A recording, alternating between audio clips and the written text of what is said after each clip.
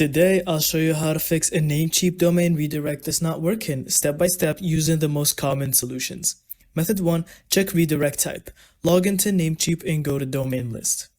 Click Manage next to your domain. Under redirect domain, make sure you selected the correct type.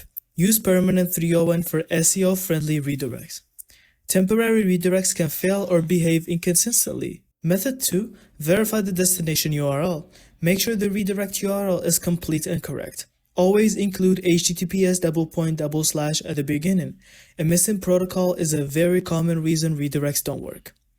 Check DNS settings. Go to Advanced DNS in Namecheap. If you're using URL redirect, your DNS must be set to Namecheap Basic DNS.